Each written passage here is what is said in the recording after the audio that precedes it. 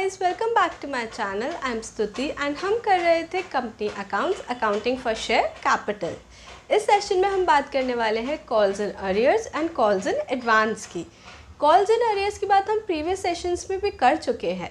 क्या होता है, कंपनी से 10 रुपीज़ मांगती है शेयर होल्डर्स से and share holders less amount पे करते हैं, तो जो रिमेनिंग अनपेड अमाउंट होता है वो हो जाता है हमारा कॉल्स इन अरियर्स। सेम इसका ऑपोजिट है कॉल्स इन एडवांस। इसमें क्या होता है कि नेक्स्ट कॉल का पैसा भी शेयर होल्डर्स प्रीवियस कॉल के साथ ही अर्ली पेमेंट कर देते हैं, तो वो हो जाती है हमारी कॉल्स इन एडवांस।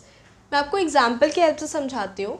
से हमारे पास दो कॉल्स हैं, first call and second call. First call पे अमाउंट ड्यू है 5 रुपीज़ एंड सेकंड कॉल पे अमाउंट ड्यू है 2 रुपीज़।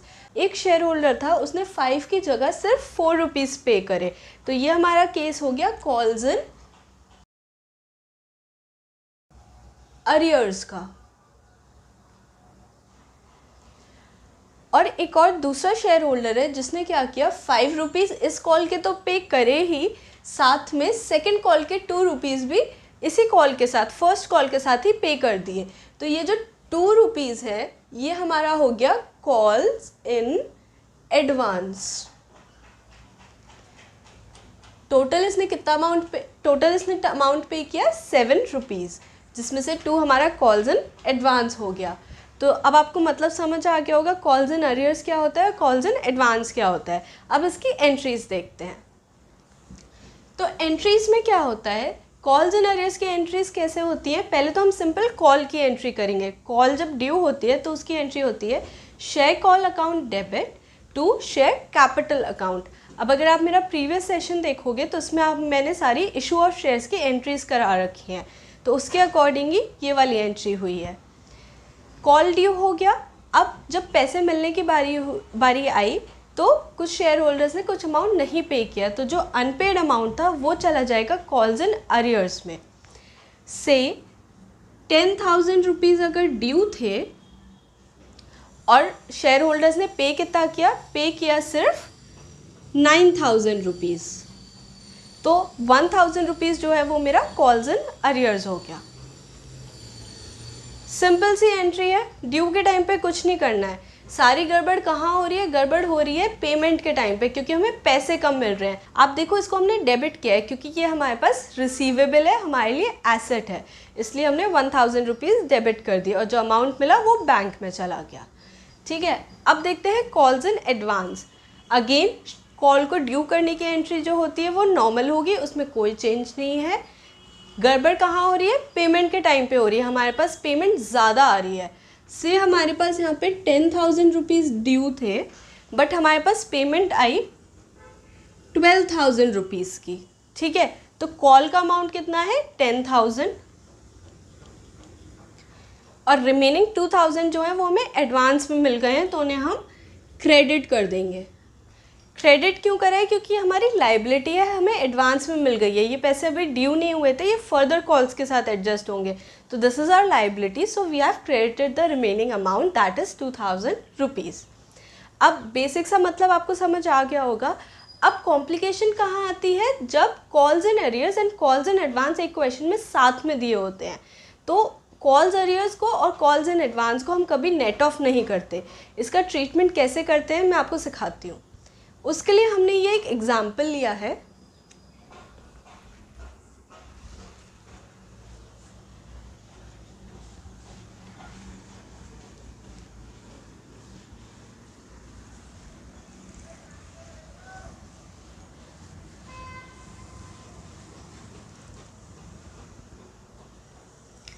इस एग्जाम्पल में इशूड कैपिटल है हमारी 10,000 शेयर्स ऑफ ₹10 ईच।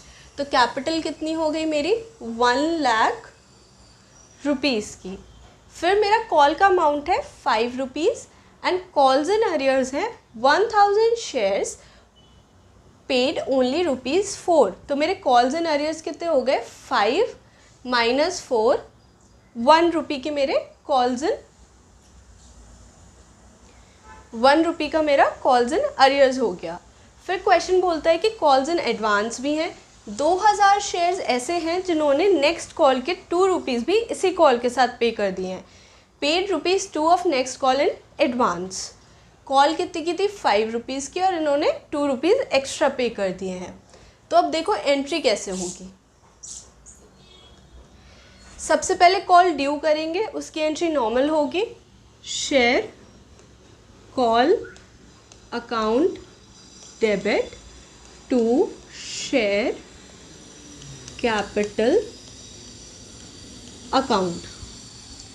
कितना अमाउंट ड्यू हो जाएगा 10,000 into 5 rupees shares into amount of call, यानी कैसे आया 10,000 शेयर्स इंटू ₹5। ये तो हमारा कॉल ड्यू हो गया नॉर्मल तरह से। अब पेमेंट के टाइम पे गड़बड़ हो गई, गड़बड़ कॉल्स इन अरियर्स और एडवांस की हो गई। देखते हैं क्या एंट्री पास करेंगे। अगर मैं नॉर्मल एंट्री की बात करूं जो हमने सीखी थी इशू एट पार की एंट्रीज, तो क्या एंट्री हम पास करते थे, बैंक अकाउंट डेबिट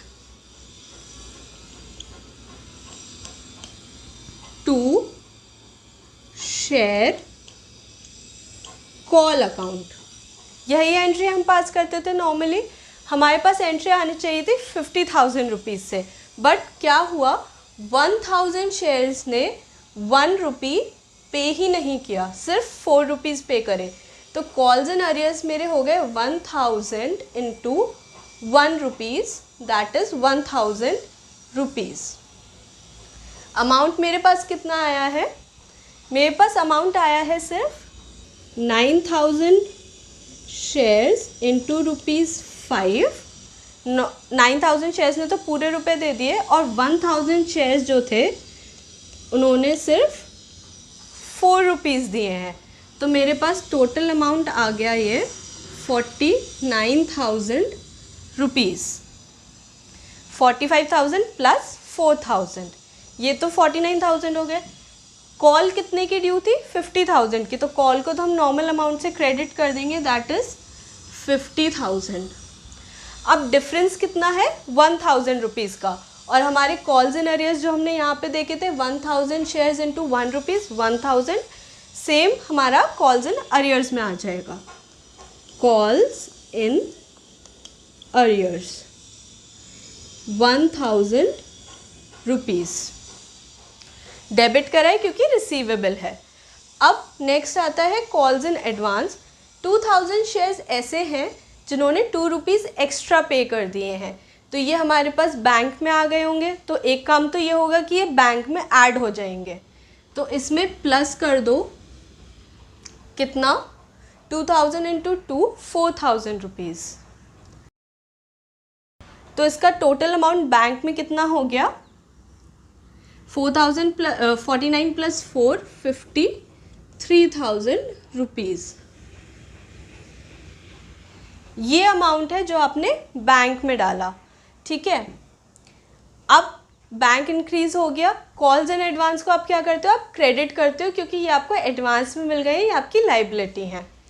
तो मैं रिमेनिंग एंट्री कर दूंगी,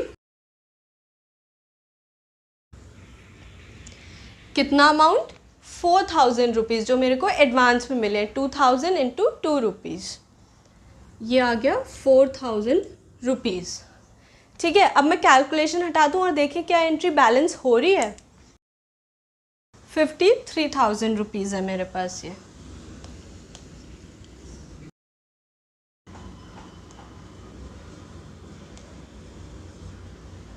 $1,000 थे कॉल्स इन एरियर्स में और 53,000 है बैंक में।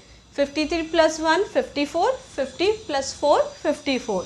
इसका ब्रेकअप कैसे था 45,000 रुपीज़ कैसे आए 9,000 shares into 5 rupees of call amount plus 4,000 rupees, 1,000 shares जिन्होंने सिर्फ 4 रुपीज़ पे करे 4,000 plus 2,000 shares who paid ₹2 of next call in this call, तो प्लस 4,000 रुपीज़। ये मेरा बैंक का ब्रेकअप हो गया। तो आप देखो एंट्री बैलेंस हो गई और ये हमारी एंट्री हो गई कॉल्स एडवांस और कॉल्स इन अरियर्स की। तो अगर किसी क्वेश्चन में आपको कॉल्स इन एडवांस और अरियर्स सेम एक साथ दिए हो तो आप उसे नेट ऑफ नहीं करोगे, आप उसका अलग अलग ट्रीटमेंट करोगे। अरियर्स को अरियर्स में डालोगे और एडवांस को एडवांस में डालोगे। तो काफ़ी सिंपल हो गया हमारे लिए। आई होप आपको ये वीडियो समझ आई। अगर आपको वीडियो अच्छी लगी है तो please please please do like the video, share the video and subscribe the channel. आपके कोई भी डाउट्स हैं वो आप कमेंट बॉक्स में लिख सकते हो and I will surely reply to it at the earliest. Thank you and bye bye.